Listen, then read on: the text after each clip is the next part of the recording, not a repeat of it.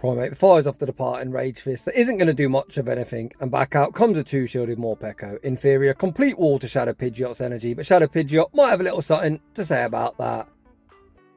Welcome back to the channel. On my most recent upload, I posted a pinned comment asking for team suggestions. Huge shout out to Mystic Templar 07 who suggested a team that we're going to be showcasing today. Shadow Pidgeot is a Pokemon that I've really enjoyed shoutcasting and even nicknamed the Boom Bird. Believe it or not, to this point, I don't have one built. Or at least I didn't, but I've invested not one, but 2 Elite TMs to give it its legacy moveset of Gust and newly buffed Air Cutter. On the screen currently, you can see a comparison between Air Cutter and Ariados. Air Cutter might do less damage, but it's not by much. The DPE quite similar, but Air Cutter has a 30% chance of giving you a 1-stage buff. That's the same as the defense chance with moves such as Crunch, which we all know happen all too commonly. I think one of the huge advantages of running Air Cutter over Ariados or Feather Dance is its pacing. On the screen, you can see a screenshot from Pokemoves.com, a fantastic resource that I'd highly recommend checking out. You get straight free pacing, 12 turns to a move that does reasonable damage and has a 30% chance of a buff. Need I say any more than that? Team partners today are going to be the OG, a Pokemon I used to call a GOAT that I haven't used in many seasons, Shadow Swampert and Diggersby operating on the safe switch. This intro's gone on for far too long, so without any further ado, let's get into the battle! And in game one, here's me thinking I'm using something unique. I haven't seen a Pidgeot in like forever, but we enter the mirror, we farm up, look to catch the Feather Dance onto Diggersby where it doesn't do much of anything, and out comes Swampert.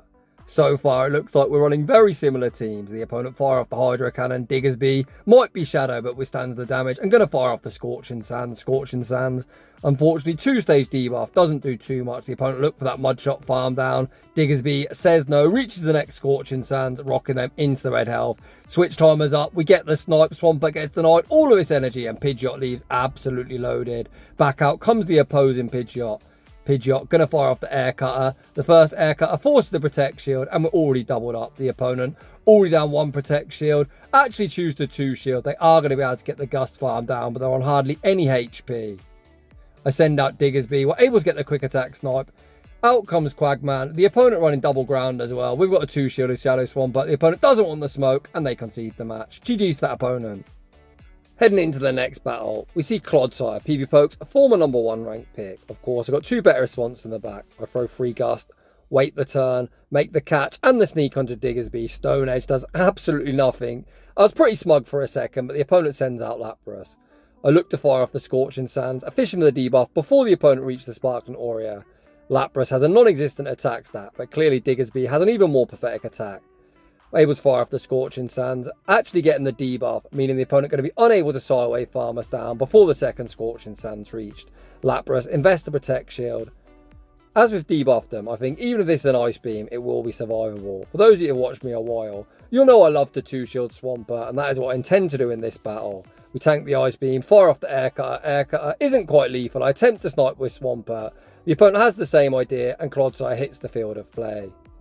Swampert over farms, fires off the Hydro Cannon on the CMP tie to a potential Earthquake. The opponent invests that Protect Shield, and oh boy, the opponent's in trouble. We correctly shot the Earthquake. This is going to allow Swampert once again to over farm, maximises energy. Hydro Cannon will be moving Clodsire from the field of play. Come on, trainer. What is that third? Talonflame makes a temporary appearance, and 2 for 2 on opponents, reaching for that top left. GG's that opponent. Heading into the next battle, we see Malamar in the lead position. Of course, today's team is an ABB team. We're going to use Diggersby to bait out the opponent's best ground type counter, giving Swampert the best opportunity to sweep the back line. However, Malamar does have access to superpower, so I need to be mindful of when I make that pivot. We land the Air Cutter, then go for the catch onto Diggersby, once again sneaking the Quick Attack in the process. Thankfully, we're able to catch the Foul Play, as Foul Play does objectively less than a super effective superpower. Out comes Dugong, we fire off the Scorching Sands, force the Protect Shield, and once again gets that attack drop. I always preach fast move timing. My opponent here instant throws. And if they would have thrown at good timing, I probably wouldn't have made this Scorching Sands. That is just how important throwing at optimal timing is. The second Scorching Sands rocks the opponent into the yellow health, and that is huge for me, putting them in a manageable range for Swampert. Swampert hits the field of play, tanks the debuffed Icy Wind. We're then going to throw the correct 4 Mud Shots and the Sludge. If Sludge isn't lethal, I'm going to look to snipe with Pidgeot. We send out Pidgeot. The opponent has that same idea, sending out Malamar, but Malamar just feeds Pidgeot yet more energy. Back out comes Dugong. Dugong gets farmed down. Out comes Galarian Weezing. We full send the Brave Bird. Brave Bird sneaks through the Protect Shield. Get that Weezing off my screen, and we take that game. Heading into the next battle, we see a commanding lead. Ariados instantly retreats, and out comes Morpeko. Despite running double ground, if you're going to run this team, I definitely think you need to send Diggersby into the arena. Quick attacks might only be neutral, as opposed to Swampert, super effective mod shots. But Seed Bomb, if that's the opponent's second move, would be double super effective to Swampert, cleanly one-shot us where Diggersby can survive a Seed Bomb reasonably well. Of course, in this matchup, I'd love to keep alignment. I do shield, respecting a potential Dark-type Aura Wheel. The opponent now back in their electric form, so of course I'm always going to tank this move. The opponent already down one Protect Shield. I anticipate this going unshielded, hence I go for the no shield, and at this point, Diggersby has done its job. Trainer, full send the nuke, and you can have alignment. The opponent does exactly that. Aura Wheel picks up the knockout, but this just feeds Swampert free farm. Swampert comes in, Mudshot farms down, Ariados re-enters the arena. I'm going to bank as much energy as I physically can and look to catch a Trailblaze onto Pidgeot. Trailblaze does absolutely nothing. The opponent then sends out their third. Pidgeot looking primed to sweep Wish Daddy Cash. Farms to the Skull. They get one chance to throw it. The opponent go for the Mud Bomb bait. But that bait will not change this Wish Cash's fate. I've got that Brave Bird locked and loaded. Brave Bird picks up that one-hit KO. Back out comes Ariados. Pidgeot with his new air cutter, with his lightning fast pacing, able to reach the air cutter. And that is all she wrote. GG's and thanks for playing. Heading into the next battle, we see Gastron in the lead position. As the opponent opting to stay in at such a bad matchup, if you're playing this scenario out, you need to recognise the opponent likely have something else that doesn't want to see Pidgeot in the back. Because I want to throw optimal timing, the opponent able to reach the next body slam, but that's more than fine for me. I'm happy to shield one. I'm then going to throw the correct two gusts and the air cutter. From this range, air cutter will pick up the knockout. I do leave down a Protect Shield, but I've got a Brave Bird bank. I pivot into Diggersby, and of course there's the second thing that doesn't want to see our flyer. Annihilate hits the field of play. I fire off the Scorching Sand, forcing my Protect Shield back, and the opponent still needs a close combat. They actually got debuffed again. I don't know what was going on today. Them RNG gods. I finally listened to my prayers. I pray daily to them RNG gods, and clearly my luck is coming in clutch. Annihilate fires off the Scorching Sand, rocking this Angry Ape below half health. The opponent has a potential to close combat me here. Swampert not going to appreciate the counter damage. So I do invest a Protect Shield. The opponent full send the close combat, then pivot out. We full send the Brave Bird. Brave Bird lands onto Clodsire. We send out Swampert. Earthquake. Usually a pretty good move, but Clodsire simply doesn't hit hard enough. Swampert would be able to Mudshot farm down, leaving with the double Hydro Cannon. The opponent once again recognised the game's over, and that is yet another top left. In the next battle, we see Wigglytuff in the lead, using a 4-turn move into a 3-turn move. 5 Gust is the correct timing, that's 20 turns into 21. I fire off the air cutter, forcing a Protect Shield, and then send out Diggersby. Icy Wind is super effective, but doesn't get stabbed, so I'm more than happy to tank the damage, and out comes Marowak. Once again, I looked for that disciplined timing.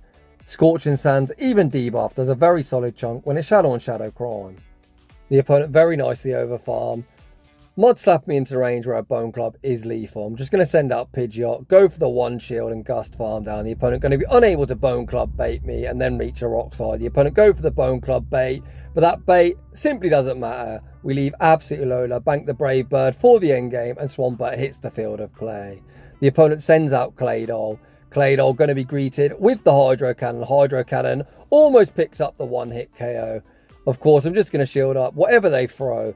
The opponent go for the Rock Tomb, debuffing my attack, but Swampert doesn't care about any debuffs. Back out comes Wigglytuff, one Mud Shot and the first Sludge. Sludge forces the opponent's final protection. The opponent look for that tap, charm down, farm down. Swampert says no, reaches the next Sludge, and we take that game. Oh, Shadow Swampert, how I've missed you, buddy. Heading into the next battle, we see Claydol in the lead. The opponent saves switch into Shadow Galarian and Weezing, and once again I opt to send out Diggersby. This is kind of the same as the Morpeko matchup. Diggersby just has objectively more bulk and able to tank many charge moves. Swampert very, very glassy in its shadow. Galarian and Weezing is straight forced to each of them brutal swings, hence I throw 3 quick attacks, fire off the Scorching Sands, one quick move before the opponent's able to reach the next brutal swing. Back out comes Claydol. We land the Scorching Sands, but Claydol is going to get a massive farm down, which is kind of problematic for me. Claydol, of course, does have access to Rock Tomb. Rock Tomb probably wouldn't one-shot, but I am going to invest the Protect Shield. Again, I'm going to throw the correct 2 Gust and the Air Cutter and see what the opponent wants to do. If the opponent invests the Protect Shield, I'm going to pivot into Swampert and hope the Goat can do Goat things. Unfortunately for me, out comes Jumpluff, but Swampert, with his new party trick, only taking 10 turns to the Sludge. The first Sludge goes unshielded. The opponent then overfarm far too much, playing to the CMP, so they do not win. Shout out the Goat, home slice Henry for that quote, and just like that, this game is signed, sealed, and delivered. Energy Ball, of course, double super effective, picks up that one-hit KO. Even if the opponent's got acrobatics, of course, I will be willing to tank this charge move, saving that shield for the Rock Tomb. The opponent go for the wham, bam, combo play. We've still got a shield to hide behind. The opponent debuff me, look to reach another move. They don't get their Pidgeot leaves with the Brave Bird. Is it necessary to throw the Brave Bird? Super necessary. Massive overkill, and we take that game. In the next battle, well, that's a yikes lead. If I ever did see one, I say switch into Diggersby and out comes Superior. The good thing with both my ground types, they have coverage for grass. Diggersby puts in quite a lot of work here. The 5-punch buff a few seasons ago mean with the residual quick attacks, you can actually 2-shot. I doubt the opponent's going to bait such a bulky Pokemon, so I'm happy to invest at least 1 Protect Shield and look to force 1 back off the opponent. I'm going to fire off the next Fire Punch, hoping the opponent miscounted it, but the opponent shows perfect knowledge of the counts, throwing the Frenzy Plant on CMP, removing me from the field of play. Pidgeot returns, gets off 2 Gust. I send out Swampert and out comes Sableye. Oh man. So Sableye used to be 12 turns to each foul play. Swampert used to be 5 then 4. Unfortunately now, it's 10 turns to each of them Hydro Cannons. The opponent farms the Gleam, which I will be respecting. Swampert Sableye is an IV dependent CMP tie. So rather than playing to the CMP tie, I'm going to fire off the Hydro Cannon, picking up the knockout. My switch timer simply isn't up and I'm unable to make a catch. Rock Tomb picks up the knockout. Pidgeot looks to reach the Brave Bird, but is going to get outpaced. And unfortunately, after starting today with a 7-game win streak, we take our first loss. GG's to that opponent. If that matchup was a few seasons ago with Swampert's quicker pacing and Sableye's slower pacing, I think I would have been able to win that. But it is what it is. In the next battle, we see another terrible lead. I was expecting the opponent to Seed Bomb and dip, but they actually go for the Psychic Fang, then send out Talonflame. I'm very appreciative for this huge energy lead. Despite us only hitting for single resisted damage, Diggersby more than puts in work here, especially if you get the attack drop. We land the first attack drop, Diggersby lands the second Scorching Sands, and Talonflame already finds itself below half health. Talonflame is going to need a Brave Bird to pick up a knockout. They go for the Fly. Fly simply does not cut it. I fire off 4 quick attacks, maximising the fast move pressure, fire off the Scorching Sands, and just like that, switch advantage is mine. The first time I used Shadow Diggersby, I really didn't enjoy it, but the more I use it, the better I see it is. It can put in so much work. Morpeko enters the arena. They do Thundershock farm down Diggersby. I send out Swampert. The opponent sends out Wigglytuff. I pivot into Pidgeot, land the Air Cutter on the CMP tie. Swift isn't lethal. The opponent is going to be able to charm farm me down before the next Gust registers, but this sets up a nice farm down for Swampert. Swampert going to be more than happy to go for the 1 shield, full mud shot farm down, leaving with double charge moves. You know the drill. When Morpeko does return, 1 move will be forcing the Protect Shield and the second will be knocking out. We shield up the Psychic Fangs. Swampert now doubled up. Hydro Cannon or Sludge, whatever I throw will be lethal. We throw the Hydro Cannon the first time, then opt for the Sludge. Why? I'm not entirely sure, but we take that game. I think the main reason that I threw the Sludge there is because it took me like 70 M's to get Sludge. So once I've used all my resources, you better believe I'm going to throw that Sludge whenever the opportunity presents itself. In the next battle, we see our good old friend, the Kentucky Fried Chicken, Bird of Death. I bank an Air Cutter with Pidgeot, then transfer the Incinerate onto Diggersby and look to start getting head and energy. The opponent responds with Marowak. We've seen this matchup previously and Diggersby was debuffed. When we're not debuffed, that Scorching Sands does so much damage. The opponent forced to throw the next Bone Club instantly or they'll get hit with a Fire Punch. This just sets up free farm for Pidgeot. Pidgeot comes in, gets that Gust farm down. Talonflame re-enters the arena and the instant throw, giving me a free Gust. Here I can go for the correct 1 Gust and the Air Cutter, only giving the opponent 1 free turn. The opponent shields the first, again 1 Gust and the next Air Cutter. The opponent all down 1 Protect Shield. Are they willing to 2 shield? They are not. Down goes Talonflame. We get the boost. Out comes Drapion.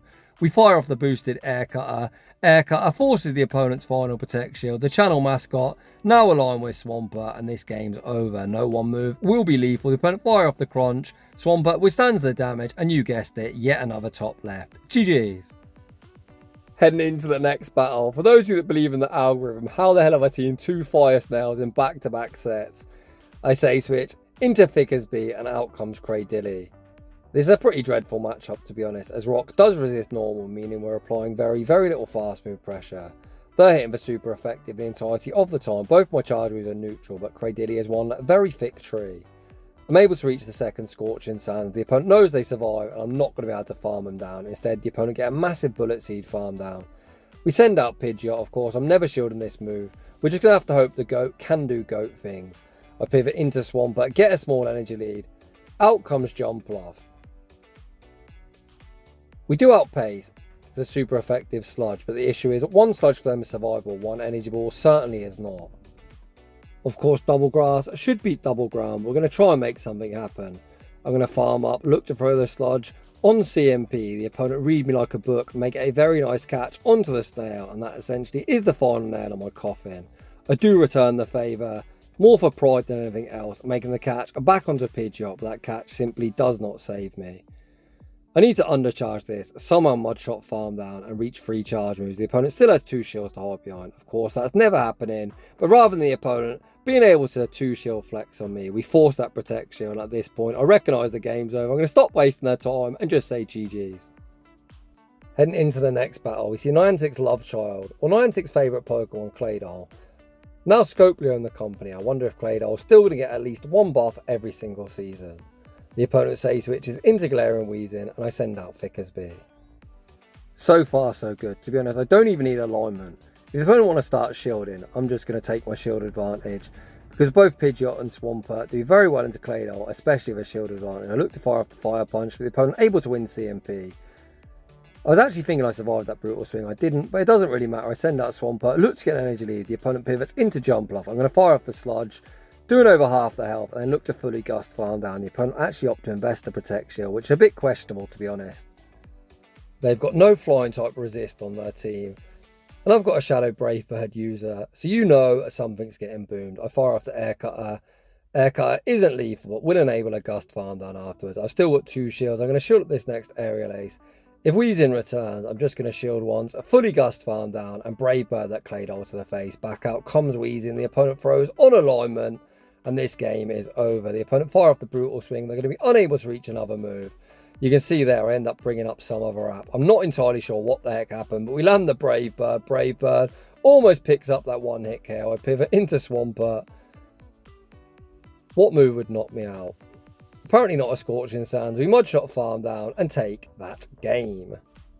In the next battle, we see that Pokemon that's been around since the start of time, Azumarill. No matter what the meta, what the move shake up, Azumarill is always here, there, and every fucking where. We're going to shoot the Ice Beam, throw the correct 2 Gust, and full send the Brave Bird. A lot of Pidgeot users love to bait. We full send the Brave Bird, nuking the opponent through 2 Protect Shields. We instantly pivot into Diggersby, and Primeape enters the field of play. If the opponent want to full send a close combat, that's fine for me. Close combat picks up the 1-hit KO. Thanks, Diggersby. You put in so much work in this battle, being used as the damage sponge. Back out comes Pidgeot. The opponent makes a huge mistake here. They throw a Rage Fist. So of course they survived that Gust. So in theory they could have thrown one further Karate Chop and reached the close combat. Out comes 2 shielded Morpeko. Morpeko's supposed to fully wall us. We land the Brave Bird. That didn't look all that resisted. Mudshot farm down and take a very quick game. Heading into the next battle. We see Toxapex in the lead position, of course. 2 better response in the back, although Swampert running Hydro Cannon and Sludge. Not as great into Toxapex as you would like. We farm up. The opponent throws the Sludge Wave on alignment. I'm not sure on that play, but I'm certainly not complaining. Sludge didn't do too much. The opponent sends out Pangoro once again, nuking me through 2 Protect Shields. I'm going to send out Pidgeot, fire off 1 Gust and the Air Cutter before the opponent's Eberlanes to get off a Night Slash. I go for the undercharge, but nothing saving Pangoro. We're able to get the boost. Back out comes Toxapex, and this is a boosted Brave Bird. Toxapex might think it's thick, but you, sir, evidently are not thick enough. I pivot into Swampert, and we find ourselves a very big problem. One of the main issues with Swampert is if you're unable to force Protect Shields of the opponent, Swampert not particularly good in the 2-shield scenario because it gets absolutely clapped by fast move pressure. I really need Swampert to reach 3 Hydro Cannons. I think I'm coping, but in Swampert I believe. But unfortunately sometimes hopes and dreams aren't enough. Swampert dies. In fairness, nowhere near the charge move. Back out comes Pidgeot. Can I reach the air cutter? In Pidgeot I believe. Once again hopes and dreams don't get the job done. And unfortunately Spiritomb too strong in the back. GG to that opponent. Heading into the next battle. We see Claydol and Weezing in the lead. So how I intend to play this matchup is throw 2 Gust, wait a turn, then look to catch a Sludge onto Diggersby where it would be resisted. However, the opponent safe switch into Malamar, and I haven't really got a great response. I shield at the foul play, look to fire off 1 Gust and the air cutter, and I very quickly learn that I lose CMP. So as I mentioned in the intro, I just powered up this Pidgeot. I've never used it before. So Pidgeot has a 117 attack, Malamar has a 118. So it is going to be IV dependent. If the opponent's got a really low attack Malamar and you've got a high attack Pidgeot, you could actually win that CMP tie. I bank an air cutter, make the pivot into Diggersby, tank the superpower, and out comes Pangoro. Pangoro invests the Protect Shield, blocking up the Scorching Sands. I am going to fire off the Fire Punch. Not that it's too important, to be honest. Fire Punch doesn't do too much. They're in air cutter range anyway. I send out Pidgeot. Try and catch the opponent off guard. I'm able to deny all of their energy, and you can see I am spamming the switch, looking to pivot out into Swampert. There's the Weezing. This is likely a brutal swing, or perhaps a sludge. It isn't enough for a play rough. So when you look to pause a turn, the game stops updating, so I'm just going to wait for the catch. A Mud Shot farm down Malamar, leaving with a double Hydro Cannon, and that is yet another top left. Heading into the next battle. We see a fantastic lead, but a very, very problematic safe switch. King Cradily can hit the entirety of the team for super effective, or double super effective in Swampert's case. The opponent throws on alignment, but they're on rock slide, which means when I looked for optimal timing, the opponent is able to outpace. Once again, I do throw the correct 2 Gust and the Aerial Ace. If the opponent shields this, I'm just going to sack Diggersby. Air Cutter goes unshielded. The opponent now have a 2-0 shield advantage. Pidgeot flapping away. Out comes Steelix. We pivot into Diggersby. Baiting back out this little dragon. What the heck is this thing called? The Prevolution of Como-O. I think it's called Hakamo-O. You can see I'm a true professional on this channel. We fire off the Scorching Sands, forcing a protection. The opponent massively over farm. Brick Break is super effective, but simply does not cut it. Diggersby able to reach one further Scorching Sands. Scorching Sands forces the opponent's final Protect Shield. I didn't wait out my clock there, and that's intentional.